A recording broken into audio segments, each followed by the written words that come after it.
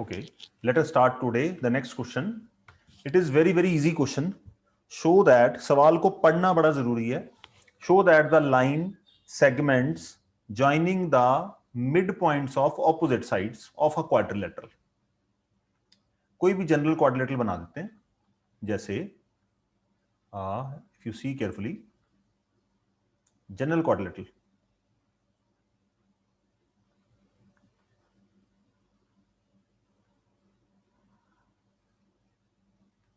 कुछ भी बना दिया नहीं, ये तो पैरेललोग्राम जैसा बन गया. ये बना दिया हमने, है ना. ये एक जनरल क्वाड्रिलेटरल है जिसका नाम रख देते हैं हम ABCD. इसमें कोई दिक्कत है? अब इसकी ऑपोजिट साइड्स कौन कौन सी हैं? ABCD की ऑपोजिट है और AD की ऑपोजिट BC है. तो हमें प्रूव क्या करना है? Show that line segment joining the mid points of opposite sides. तो AD का मिड पॉइंट मान लेता हूं मैं P और BC का मिड पॉइंट मान लेते हैं Q. इन दोनों को ज्वाइन कर दें. कोई दिक्कत बच्चों? और CD का मिड पॉइंट मान लेते हैं, लेट अस अज्यूम R, और AB का मिड पॉइंट मान लेते हैं S. तो इनको ज्वाइन करते हैं. ये दो लाइन ज्वाइन हो रही हैं and they are meeting each other at O. तो देखो गिवन क्या है? ABCD is a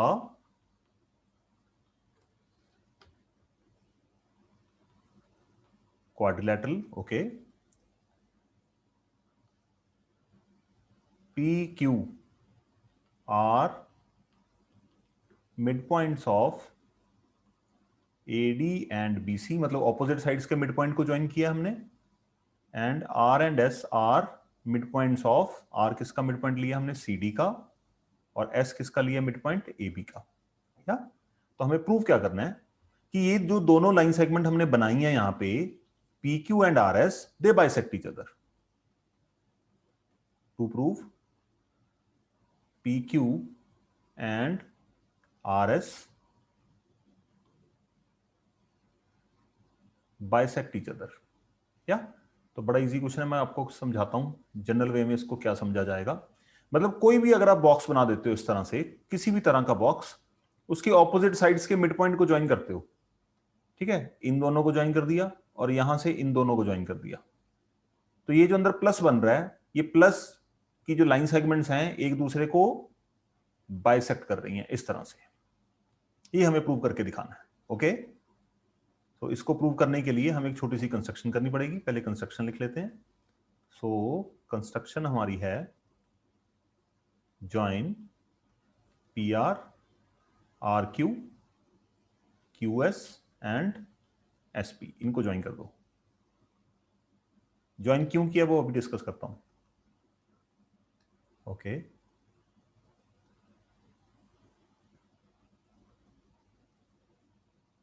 ये ज्वाइन कर दिया.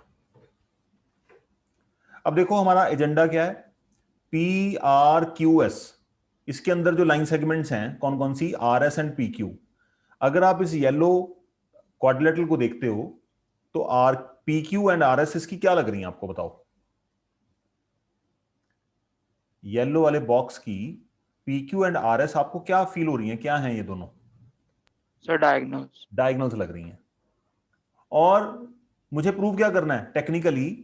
PRQS, ये जो येलो बॉक्स है, मुझे ये प्रूव करना है कि इसकी डायगोनल बाइसेक्ट ईच अदर है.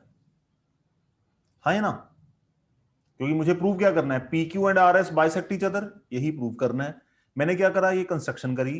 कंस्ट्रक्शन करने से अब PQ एंड RS, इस क्वाड्रिलेटरल जो येलो वाला क्वाड्रिलेटरल है, इसकी डायगोनल बन गई. बाय द वे, अगर मैं प्रूव कर दूं कि PRQS एक पैरेललोग्राम है. बाय द वे, अगर मैं प्रूव कर दूं PRQS एक पैरेललोग्राम है, तो पैरेललोग्राम की डायगोनल क्या होती है बच्चों? दे बाइसेक्ट ईच अदर. ठीक है, तो मेन टारगेट हमारा है इसको पैरेललोग्राम प्रूव करना. तो बस पैरेललोग्राम प्रूव करने की कोशिश करते हैं. वो आई थिंक आपको अच्छी तरह से आता है. अब हम कितने क्वेश्चन कर चुके हैं. पैरेललोग्राम प्रूव करने के लिए और हमें क्या करना पड़ेगा? AC को ज्वाइन करना पड़ेगा. ऊपर वाले ट्राइंगल में ADC में, in triangle ADC in triangle ADC, P and R are the midpoints of AD and DC. Therefore, we can say by midpoint theorem, we say PR parallel to AC and PR equal to, इसको ले लेते हैं 1। फिर हम नीचे वाले triangle में चलते हैं।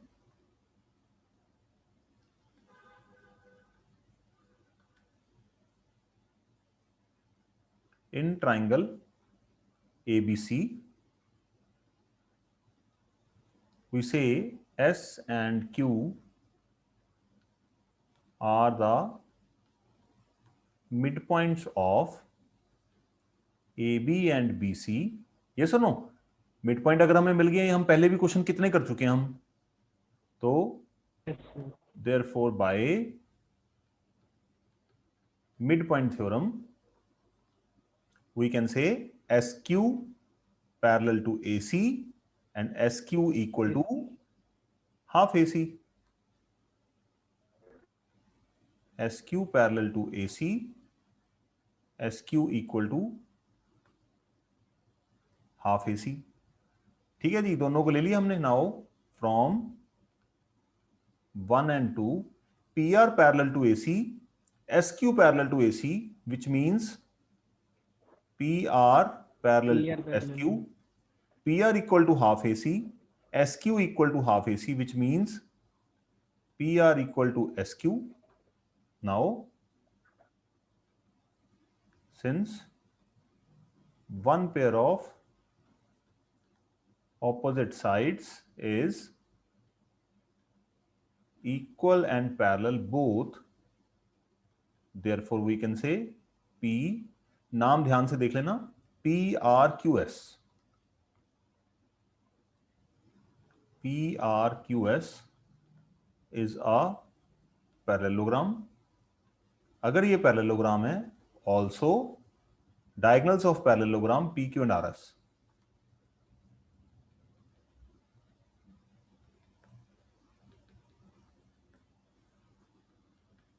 bisect each other, therefore PQ and RS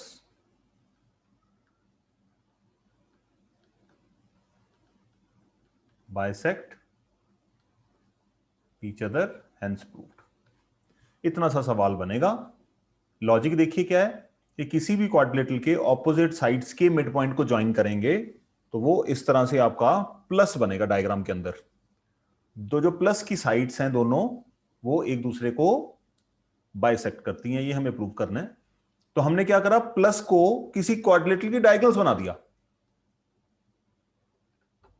हमने क्या करा, इस प्लस को किसी क्वाड्रिलेटरल की क्या बना दिया, डायगोनल्स बना दिया, और उस क्वाड्रिलेटरल को पैरेललोग्राम प्रूव कर दिया। तो नोट करिए आप शुरू से, फिर बनेगी बात।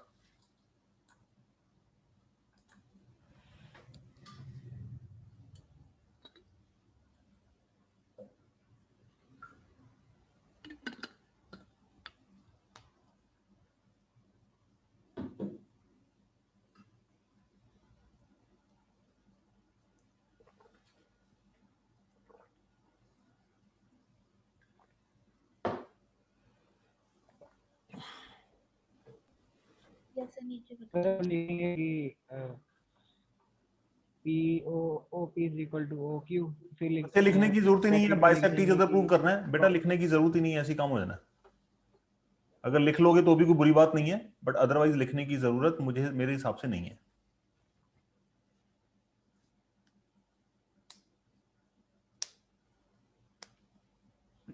और अगर आप लोग कोई रिकॉर्डेड लेक्चर देखते हो, उसमें से डाउट्स मार्क कर लिया करो। अगर कोई डाउट रह जाता है तो मैं करा दूंगा आपको।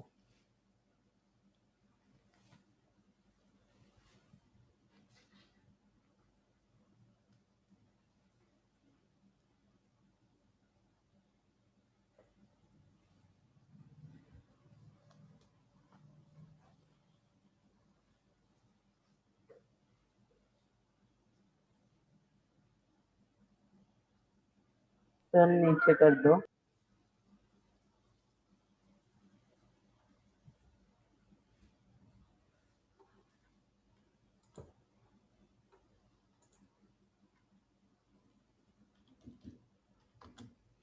सर थोड़ा सा ऊपर कर दो, एक लाइन। हर्ष आपने टेस्ट क्यों नहीं दिया बेटा पिछली क्लास में? सर मैं घर पे नहीं था। उसके बाद आ गए घर पे कि अभी घर से बाहर ही हो? सर आ गया। तो आने के बाद टेस्ट भेज देते, मैंने तो व्हाट्सएप कर दिया था। Okay sir. तभी मना किया हुआ था आपको किसी ने कि अगर घर से बाहर चले जाओ और दोबारा घर पे आओ तो टेस्ट नहीं दे सकते, ऐसा तो कोई रूल नहीं है शायद। Sorry sir.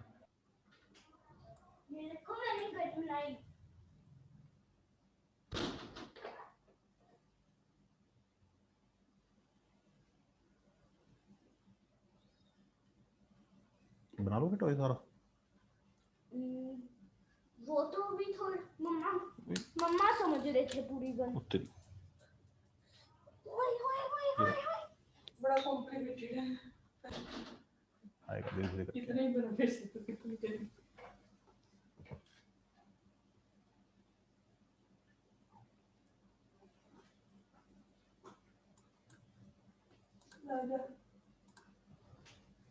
मैं उनको नहीं आई इसलिए मैं बैठ गई।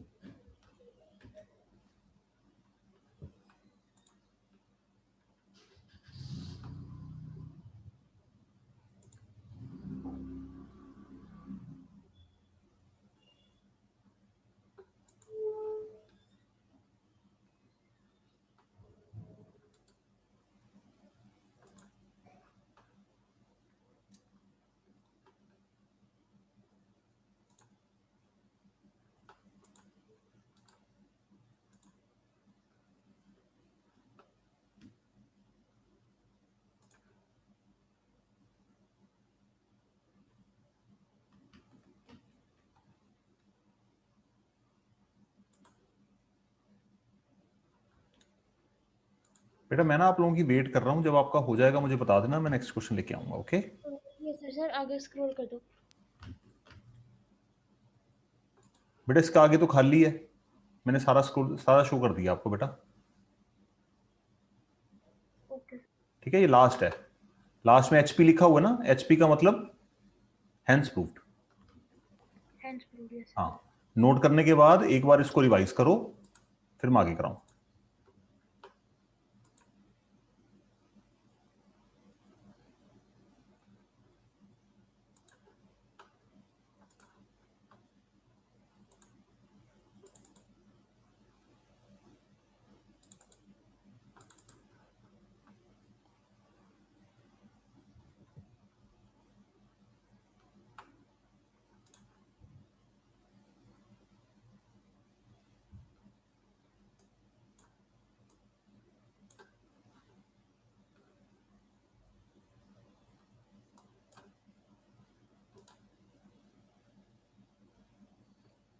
अर्शीना आपने टेस्ट नहीं दिया बेटा?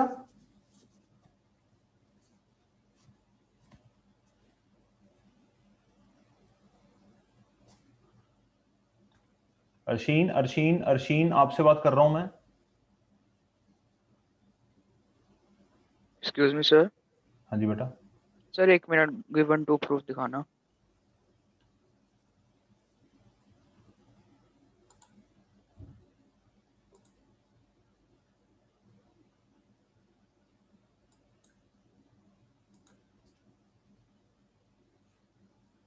यस।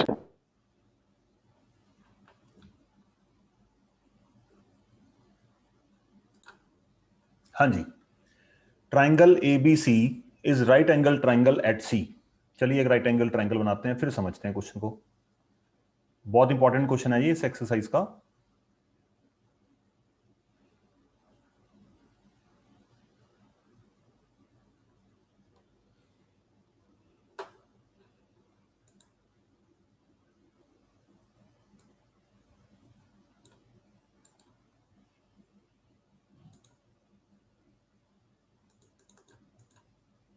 ओके, तो triangle ABC is right angled eight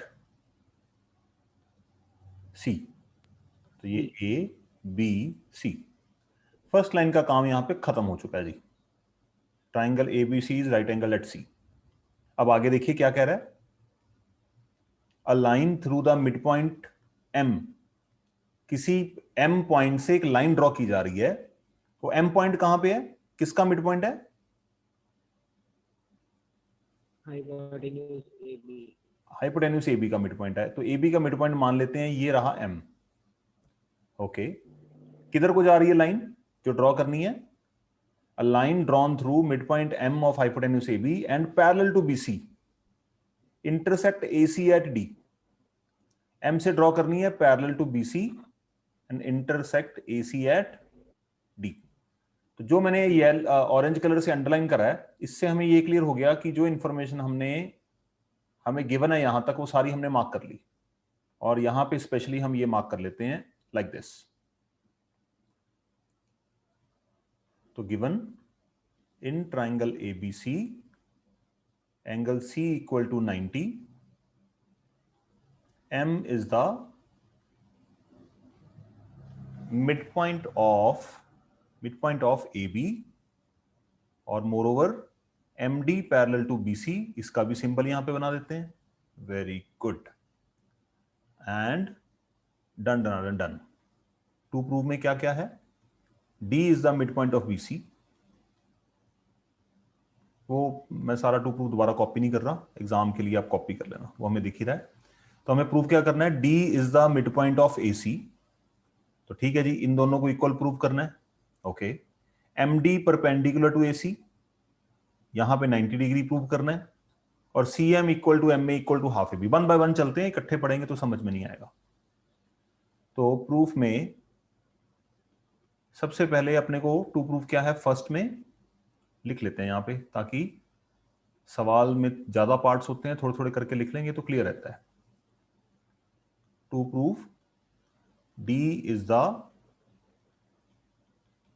midpoint of AC। अब देखो, मिड पॉइंट प्रूव करने के लिए हमने पिछली क्लास में भी डिस्कस करा था कि क्या चाहिए होता है? Converse of mid point theorem use होती है। कन्वर्स कब यूज होता है? आपके पास एक मिड पॉइंट हो, एक पैरेलल हो, और it will bisect the third side. इस बात को मानते हो बच्चों? तो आप ट्राइंगल ABC में देखो, M is the midpoint of AB, M is the midpoint of AB and MD parallel to BC, and MD parallel to BC। तो ये MD जाती जाती क्या करेगी? D पे AC को बाइसेक्ट करेगी। ओके, तो यहीं से हम अपना प्रूफ स्टार्ट करते हैं। तो फर्स्ट पार्ट के लिए, इन ट्राइंगल ABC, एक तो मिड पॉइंट मिल गया, M is the mid point of AB and MD parallel to BC। ये दोनों चीजें हमें गिवन है, स्ट्रेट फॉरवर्ड। तो therefore by converse of mid point theorem, by converse of midpoint theorem we can say D is the midpoint of AC। इससे हमें यह भी पता चलता है कि AD इक्वल टू CD। क्या फर्स्ट पार्ट में कोई दिक्कत है भाई? No sir. No sir. No, sir. Okay, very good. अब सेकंड पार्ट क्या कहता है? MD perpendicular to AC। MD perpendicular to AC का मतलब D पे मुझे एंगल कितने डिग्री का प्रूव करना है? ये एंगल 90। अब आप ये बताओ, कोई 90 डिग्री आपको लगता है किसी तरीके से हो सकता है? कोई आइडिया दे सकता है मुझे? यस सर, मैं दे सकता दो फिर idea. Corresponding. Sir MD parallel to BC दिया हुआ है, और फिर को इंटीरियर एंगल से एंगल MDC 90 डिग्री, एंड फिर लीनियर पेयर से एंगल ADM भी 90 आ जाएगा। हाँ, तो सीधा ही कॉरेस्पॉन्डिंग एंगल बोल सकते हैं ना अपन। अगर ये दो Yes, एंगल है, sir. तो ये एंगल और ये एंगल देखो कॉरेस्पॉन्डिंग एंगल बन रहे हैं ना, स्ट्रेट फॉरवर्ड ही बोल दो। सर, हाँ जी बेटा। फिर AC ट्रांसवर्सल होगी। हाँ, फिर AC ट्रांस, AC जहां पे transversal एंगल जुड़े हुए हैं दोनों, उसी लाइन को ट्रांसवर्सल ठीक है बोला सर। जाता है। Okay, okay sir. तो फिर इसको शुरू करते हैं हम। डायग्राम को कर लेते हैं कॉपी, ताकि हमें डायग्राम दिखती रहे क्लियर, हमारा काम आसान हो जाएगा, बार बार हमें ऊपर नीचे स्क्रॉल नहीं करना पड़ेगा। ओके, सेकंड पार्ट में हमें प्रूव करना है MD is perpendicular to AC। तो यहां पे हम इसका करते हैं proof, since MD parallel to BC therefore and AC is transversal, therefore we can say angle C equal to angle MDA, reason being corresponding angles are equal। C कितना है? Already 90 degree given है अपने को, तो therefore we can say Yes. MD is perpendicular to AC। Second part भी हमारा done है जी।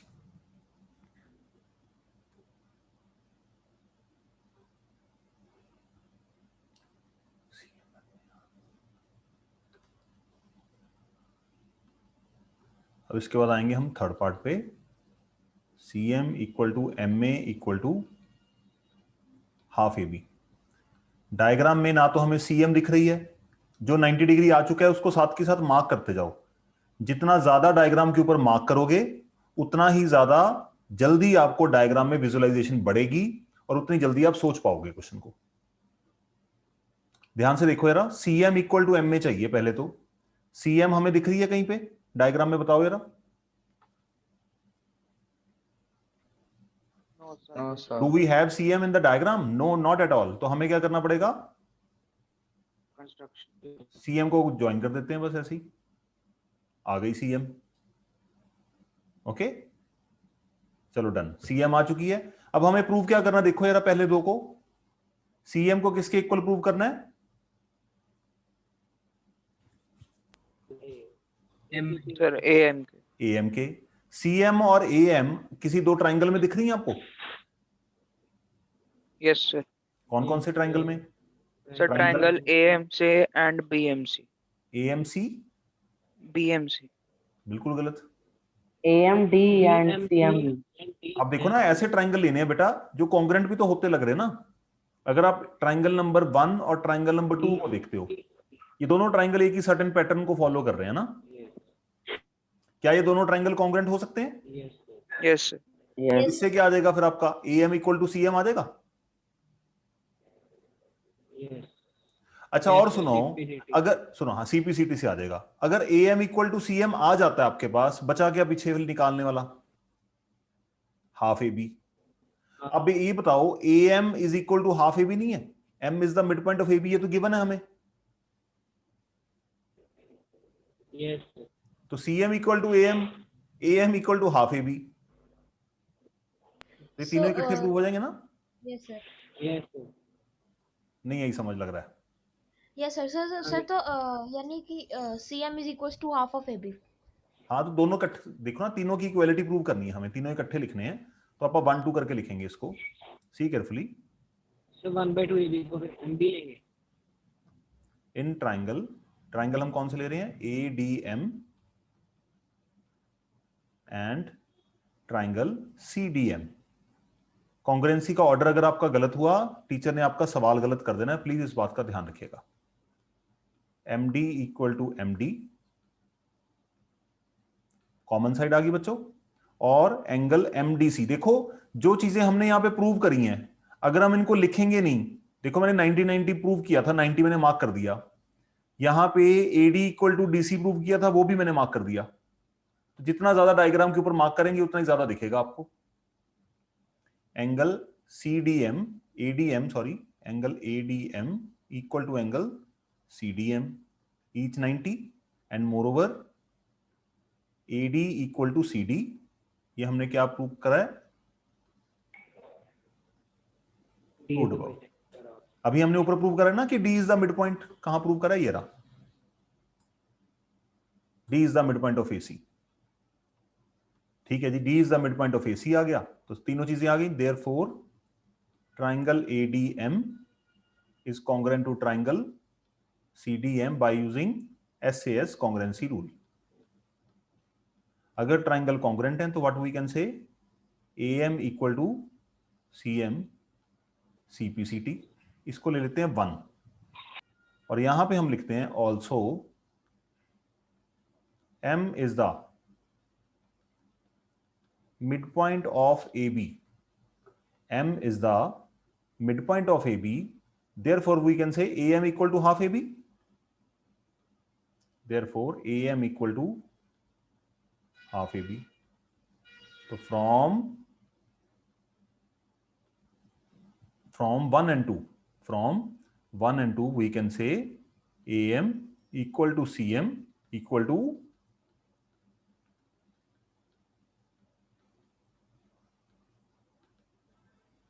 इस तरह से सवाल होगा आपका।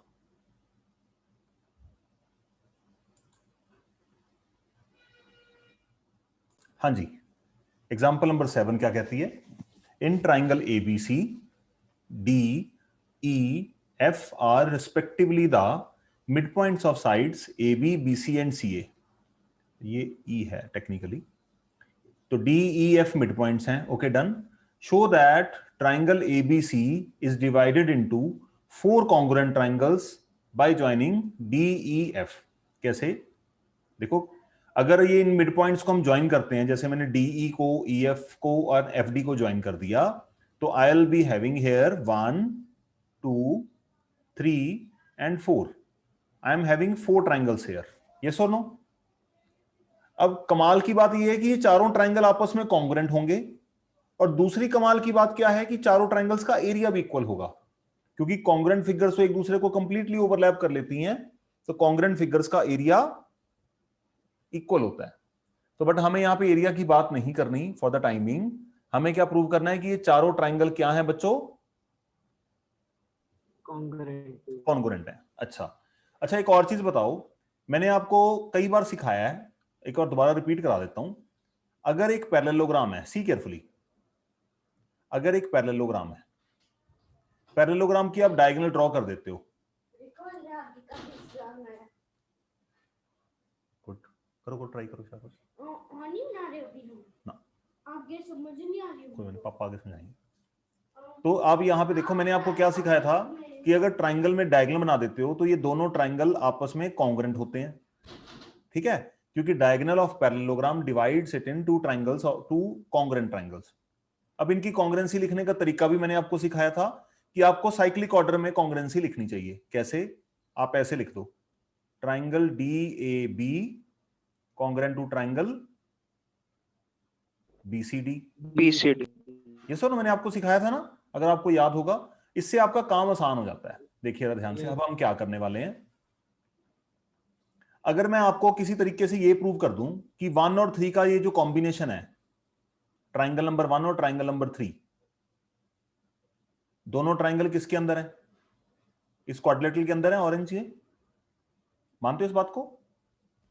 Triangle number 1 and triangle number 3। अगर मैं किसी तरह से ये प्रूव कर दूं ज्योमेट्रिकल मेथड से कि BEFD, मैं प्रूव कर दूं कि BEFD एक पैरेललोग्राम है किसी तरह से, और फिर DE क्या है पैरेललोग्राम की? डायगोनल। और diagonal of parallelogram divides it in 2 congruent triangles. ये थ्योरम है, हम इसको यूज कर सकते हैं बच्चों, ठीक है, इस बात के लिए बिल्कुल नहीं सोचना। तो देखिए आप ऐसी बात स्टार्ट करते हैं, तो हमारा टारगेट क्या है? BEFD को पैरेललोग्राम प्रूव करना है। मिड पॉइंट हमें दे रखे हैं, तो पैरेललोग्राम प्रूव करने के लिए क्या क्या किया जा सकता है? या तो आप प्रूव कर दो कि ऑपोजिट साइड पैरेलल हैं, या प्रूव कर दो कि ऑपोजिट साइड्स इक्वल हैं, या प्रूव कर दो कि ऑपोजिट साइड्स का पेयर, एक पेयर इक्वल भी है एंड पैरेलल भी है। मतलब बहुत सारी ऑप्शंस हैं। ऑपोजिट। ओके, ध्यान से देखिए। अब हम अपनी टास्क लगाते हैं। यहां पे आप ये बताओ, बड़े ट्राइंगल को अगर आप ABC को देखो, D एंड F क्या है? What are D and F? Sir mid point. Mid points हैं। अगर ये दोनों मिड पॉइंट्स हैं तो हम मिड पॉइंट थ्योरम यूज कर सकते हैं बच्चों। Yes sir. तो देखो जरा ध्यान से, इन ट्राइंगल ABC वी से D and F are midpoints of AB and AC. Yes or no? Therefore we can say DF is parallel to BC and DF equal to half. Reason क्या है इसका? Mid point theorem. इसमें कोई दिक्कत है बच्चों? No sir. अब DF parallel to BC है, बट हमें इस बॉक्स में कितनी चाहिए? अगर आप इस बॉक्स को देखोगे जिसका आपने टारगेट बनाया था, तो हम क्या लिखेंगे इसको? This implies DF parallel to parts of parallel lines are parallels. और हाफ बीसी कितनी लिखोगे आप? सोचो जरा। तो BE बीई, उसका रीजन क्या है? E is the mid point of BC. अब डीएफ पैरेलल टू बीई है BC और डीएफ इक्वल टू बीई है, इसका मतलब क्या है? This implies BEFD, this implies become लग रहा है बच्चों पैरेललोग्राम की फीलिंग आ रही है कि ये पैरेललोग्राम होगा? अगर आपको रीजन लिखना है तो आप रीजन भी लिख सकते हो, because one pair of opposite side, one pair of one pair of opposite sides opposite side is equal and parallel both. कई बार बच्चे मुझसे पूछते हैं क्लास में कि सर इसको पैरेललोग्राम प्रूव करने का कोई और तरीका भी है? मैं क्या हाँ, एक और तरीका है। सर वो क्या है? सर इससे मजा नहीं आया कुछ। देखो यार, अभी हमने ये प्रूव करा, यहां पे अगर आप नोटिस करो, मैं येलो कलर से हाईलाइट कर रहा हूं, डीएफ पैरेलल टू बीसी, तो आपको दिख रही है ना क्लियर? अगर डीएफ पैरेलल टू बीसी है तो डीएफ पैरेलल टू आप बीई भी बोल रहे हो, बिल्कुल ठीक है, डीएफ पैरेलल टू बीई, कोई दिक्कत नहीं है। दूसरी तरफ देखो, एफ और ई क्या है? मिड पॉइंट्स हैं। किसके? बड़े ट्रायंगल की साइड्स के। इसका मतलब दूसरे तरीके से अगर करना हो तो एफ ई किसके पैरेलल होगी बच्चों? सर AB के। AB के। अगर F E parallel to AB है तो क्या हम ये नहीं कह सकते कि F E parallel to DB BD है? पहले वाली मिड पॉइंट थ्योरम से हमें क्या मिला? DF parallel to BE। दूसरी मिड पॉइंट थ्योरम से हमें क्या मिला? ये इसके पैरेलल है, तब भी पैरेललोग्राम बन जाएगा। ऑपोजिट साइड है। मतलब आपकी चॉइस है, मैं सिर्फ आपको एक ऑप्शन दे रहा हूं, क्योंकि जब तक हमारे पास मल्टीपल टूल नहीं होंगे हम क्वेश्चन में लर्न करने के अलावा और काम नहीं कर सकते। तो मतलब आप ऐसे भी कर सकते हो। अच्छा जी, ये पैरेललोग्राम बन गया, इसमें कोई दिक्कत तो नहीं है?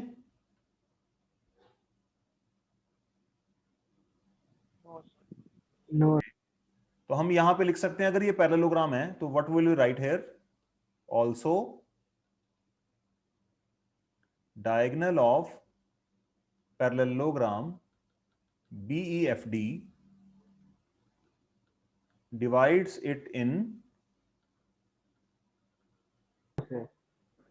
Two congruent triangles. ऑर्डर क्या लिखेंगे? DBE। ऑर्डर का ध्यान रखना बस।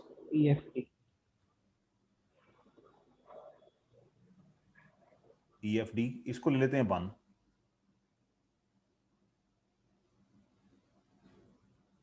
ये सुनो,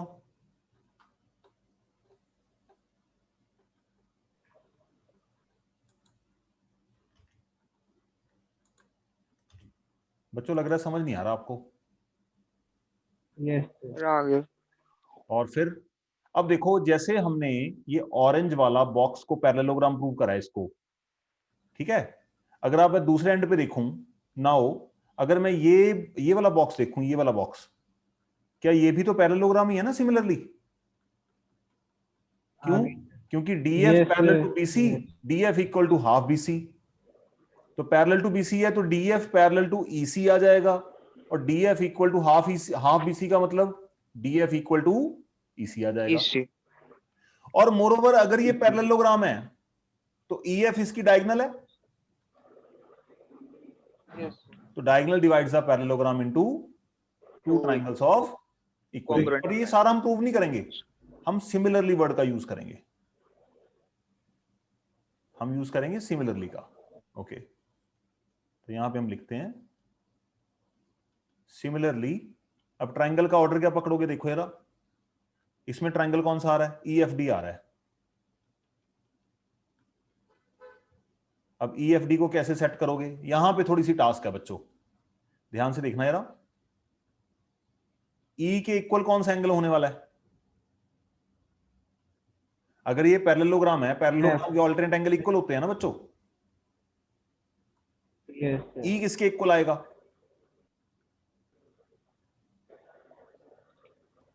एफ के इक्वल। E की जगह पे F लिख सकते हैं फिर। यस सर, और बताओ EFD का D किसके इक्वल आएगा, पैरेललोग्राम में ऑपोजिट एंगल इक्वल होते हैं ना बच्चों, तो D Yes, किसके इक्वल sir. आएगा बच्चों, C के। यहां पे D लास्ट में लिखा हुआ है, सी तो C कहां पे जाएगा, लास्ट में जाएगा। अब बचा गया फिर सी। E। तो ये कॉन्ग्रेंसी का ऑर्डर जो है, शॉर्टकट अगर लगा रहे हो तो ऑर्डर थोड़ा सा सोच समझ के लिखना है। अगर आपने ऑर्डर गलत लिख दिया then you will be in trouble, फिर फंस गए आप। अब फिर चलते हैं सिमिलरली ऊपर वाले डब्बे में, ऊपर वाला बॉक्स अगर आपको दिख रहा हो तो ये वाला बॉक्स, ये बॉक्स भी सिमिलरली पैरेललोग्राम है। अगर ये पैरेललोग्राम है तो FD इसकी डायगोनल है, FD इज द डायगोनल। अगर ये डायगोनल है बच्चों तो diagonal divides it in two triangles of two congruent triangles. तो फिर से वही लगाएंगे, triangle EFD is congruent to triangle. अब ऊपर की तरफ चलते हैं, आप ये बताओ कि E के ऑपोजिट कौन सा एंगल बनता है इस बॉक्स में, ऊपर वाले बॉक्स में E के Sir, D. ऑपोजिट कौन सा A angle, angle, A। A angle. तो इसका मतलब जहां पे E है A. वहां पे A आएगा। ओके, मोर ओवर अगर मैं ये देखूं कि D के ऑपोजिट कौन सा एंगल बन रहा है, देखो यार Sir, F. F बन रहा है, तो D कहां पे लिखा हुआ है हमने, लास्ट में, तो F कहां पे आएगा, लास्ट में, बचा गया फिर ADF डी। ठीक है ना। तो हम क्या लिखेंगे फाइनली, फ्रॉम 1 2 3 ट्राइंगल DBE किसके इक्वल है, कॉन्ग्रुएंट है EFD के। EFD किसके कॉन्ग्रुएंट है, एक मिनट, एक सेकंड बच्चों, FEC, triangle FEC। Triangle FEC और EFD फर्दर किसके कॉन्ग्रुएंट है, ट्राइंगल ADF। तो hence triangle ABC is divided into 4 congruent triangles। थोड़ा टेक्निकल है नो डाउट, बस थोड़ा सा कॉन्ग्रुएंसी का ऑर्डर मैच करके लिखना है आपने। अगर कॉन्ग्रुएंसी का ऑर्डर आपने मैच करके लिख लिया then you are the winner in this question, otherwise you will be in trouble. मैं शुरू से दिखाता हूं आपको, अब नोट करिए, मैं 1 मिनट में आया वापस।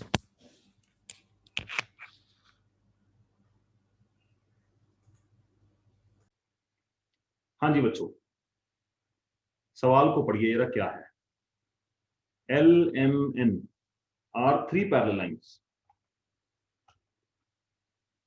इसको समझने से पहले एक चीज इंपॉर्टेंट है जो आपको डिस्कस करनी जरूरी है, वो क्या है, इसको हम डिस्कस करेंगे, कहते हैं हम इंटरसेप्ट। ये एक नई टर्म है आपके लिए, बट इंटरसेप्ट वर्ड आपके लिए नया है, बट अगर आप लॉजिकली देखोगे इंटरसेप्ट हम 7th 8th क्लास से यूज करते आ रहे हैं। वो कैसे यूज करते आ रहे हैं वो आपके साथ मैं अभी डिस्कस करता हूं। अगर आप इंटरसेप्ट की बात करेंगे, यहां पे 2 लाइंस हैं कोई, या 3 लाइंस हैं, फॉर एग्जांपल 3 या 4 लाइंस हैं, और आपने कोई ट्रांसवर्सल ड्रॉ कर दी, या you are having 4 lines, whether they are parallel whether they are not parallel, what you did, you draw a transversal which intersecting these 4 lines, whether they are parallel whether they are not matter नहीं करता।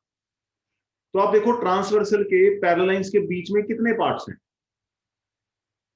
Transversal is being divided into how many parts between the parallel lines. मान लो ये parallel line, 4, वाह, कौन बोल रहा है 4? 3 मैं बोल रहा हूं पैरेलल लाइंस के बीच में ट्रांसवर्सल के कितने पार्ट्स हैं? Part number 1, part number 2, part number 3. These parts of the transversal are known as intercept. इतनी सी बात है. हमने lines and angle chapter 7 class में भी किया है. ये डायग्राम तो हमने शुरू से देखी है ना. तो टेक्निकली ये जो अंदर वाला पार्ट है इसको क्या बोलते हैं हम? इंटरसेप्ट. इसका नाम इंटरसेप्ट है और इसका कुछ खास काम नहीं है. ये सुनो बच्चों. तो intercept Yes. Part of the transversal between the lines. Part of the transversal between the lines. अगर हम डायग्राम पे जाएं, यहां पे अगर नोटिस करें 3 लाइंस हैं हॉरिजॉन्टल. अगर आप देखोगे P एक ट्रांसवर्सल है. अगर आप इस ट्रांसवर्सल को देखोगे, this transversal is being divided bye these 3 parallel lines into 2 parts. These 2 parts will be known as intercept of line P. ठीक है. And intercepts are being made by line L, line M and line N. दूसरी तरह से देखोगे, अगर आप देखते हो तीनों लाइंस के लिए ये जो AF है, AF is also a transversal. तो AF की इंटरसेप्ट्स कौन सी होंगी? AG and GF. मोरओवर अगर आप Q को देखोगे, Q एक ट्रांसवर्सल है. तो Q is being divided by here and here. इसका मतलब ये दोनों भी क्या हुई? इंटरसेप्ट्स हुई. है ना. चलो अब क्वेश्चन में क्या करना है उसके ऊपर डिस्कशन करते हैं. L, M, N are 3 parallel lines. ठीक है जी, डायग्राम में 3 पैरेलल लाइंस दिख रही हैं. इसको अपन डार्क कर देते हैं. Intersected by transversal P and transversal Q. ठीक है जी, ट्रांसवर्सल P भी दिख रही है, ट्रांसवर्सल Q भी दिख रही है. That's great. Moreover such that LMN cut off LMN horizontal lines cut off. क्या कट ऑफ है? Equal intercepts AB and BC on P. तो मतलब ये जो इंटरसेप्ट्स हैं, ये दोनों इंटरसेप्ट्स क्या हैं बच्चों? इक्वल इंटरसेप्ट्स हैं. ठीक है. ये हमारे कंट्रोल में नहीं है, डायग्राम इस हिसाब से बनी हुई है. इनको बोलते हैं इक्वल इंटरसेप्ट हैं. अगर ये दोनों इंटरसेप्ट इक्वल हैं तो यहां पे जितनी भी ट्रांसवर्सल्स और बनाओगे वो भी इक्वल इंटरसेप्ट ही बनाएंगे. मैं आपको डायग्राम दूसरी बना के ना और अच्छे तरीके से समझाने की कोशिश करता हूँ. लेट अस अज्यूम मैंने यहाँ पे 4 पैरेलल लाइंस बना दी. ठीक है जी. यहाँ पे मैंने अब ट्रांसवर्सल बनाई, एक थोड़ी सी टेढ़ी बनाता हूँ. ये वाली ट्रांसवर्सल बनाई मैंने L1. L1 के पार्ट्स कौन कौन से बने? इंटरसेप्ट्स कौन कौन सी हैं? मान लेते हैं A, B and C. 1 minute के लिए जूम कर लेते हैं. और बाय द वे मैंने आपको ये बोला कि ये तीनों intercept A, B and C equal है. बच्चों समझ रहे हो ना मेरी बात? Yes sir. अगर ये तीनों इंटरसेप्ट इक्वल हैं, बाय द वे आप यहां पे कुछ और ट्रांसवर्सल्स बनाओ. ये बना दीजिए. मैंने इस ट्रांसवर्सल का नाम रख दिया L2. एक और बना देते हैं, थोड़ी सी और टेढ़ी कर देते हैं. इस ट्रांसवर्सल का नाम रख दिया L3. एक और बना देता हूं, यहां से आई. इस ट्रांसवर्सल का नाम रख दिया L4. तो आप देखो L2 के कौन कौन से पार्ट बन रहे हैं बच्चों? D, E, F. ये तीनों भी इक्वल होंगे. ठीक है जी. P, Q, R ये तीनों भी आपस में इक्वल होंगे. एंड L, M, N ये तीनों भी आपस में इक्वल होंगे. ठीक है. इस प्रॉपर्टी को बोला जाता है, इस प्रॉपर्टी को बोला जाता है इंटरसेप्ट थ्योरम. इंटरसेप्ट थ्योरम बड़ी सरल भाषा में ये बताती है कि अगर 3, 4, 5 पैरेलल लाइंस हैं और आपने कोई ट्रांसवर्सल ड्रॉ की और वो ट्रांसवर्सल की जो इंटरसेप्ट्स हैं वो इक्वल हैं, तो आप दुनिया की जितनी मर्जी ट्रांसवर्सल यहां पे ड्रॉ कर लो, उन सारी ट्रांसवर्सल्स की इंटरसेप्ट जो होंगी वो भी इक्वल होंगी। इक्वल का मतलब, दोबारा सुनना मेरी बात को, मैं यहाँ पे ये कहना चाह रहा हूं कि एक ट्रांसवर्सल की जो इंटरसेप्ट हैं वो आपस में इक्वल होंगी। मैं ये बिल्कुल नहीं कह रहा कि एक ट्रांसवर्सल की इंटरसेप्ट का दूसरी ट्रांसवर्सल की इंटरसेप्ट के साथ कोई रिलेशन है, मैं ऐसा नहीं बोल रहा। तो देखो यहाँ पे क्या क्या कहना चाह रहा हूं मैं, अगर आप लॉजिकली देखोगे, A equal to B equal to C, D equal to E equal to F, या P equal to Q equal to R, and L equal to M equal to N equal. Yes sir. But इन चारों relationship का जो मैंने बनाए हैं यहाँ पे, आपस में कुछ कनेक्शन नहीं। One is not connected to two at all,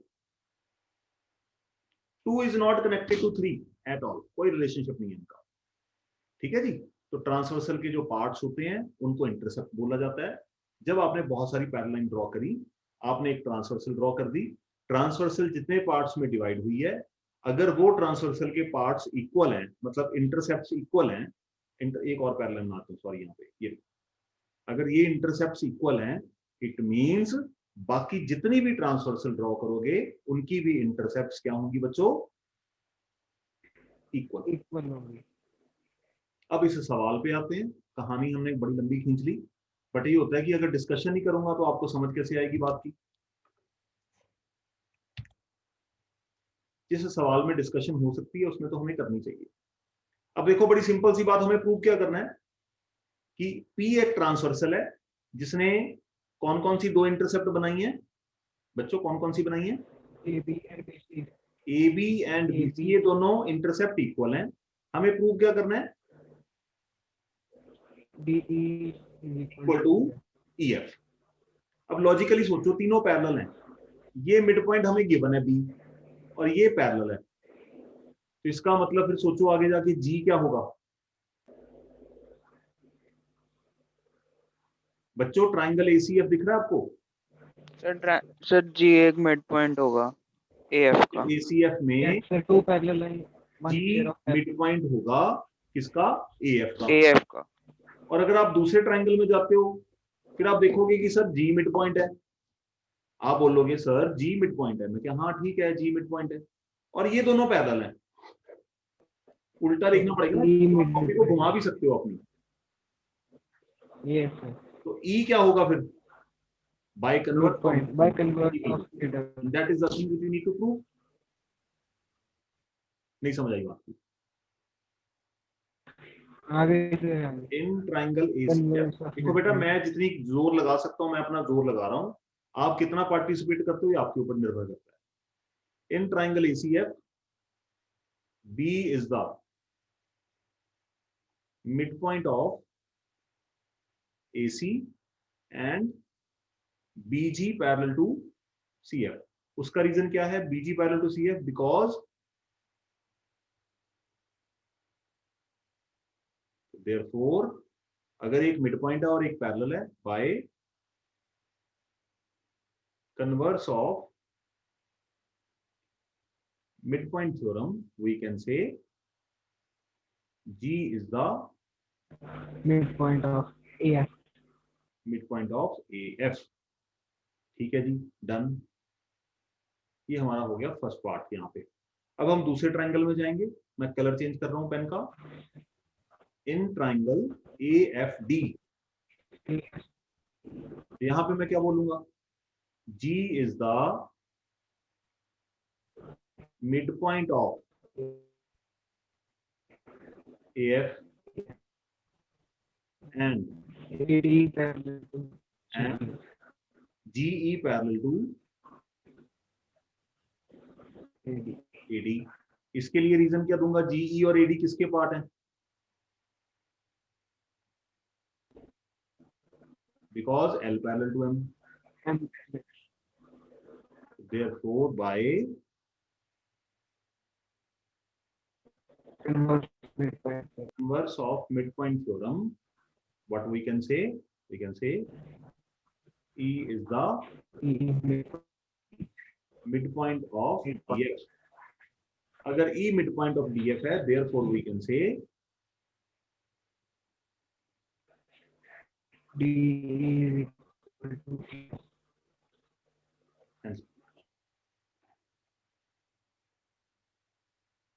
तो मतलब कहने का ये है कि लॉजिक बहुत अच्छे लग सकते हैं, इंटरेस्ट आपका तभी डेवलप होगा जब आप इस काम को अच्छी तरह से रिवाइज करेंगे खुद से।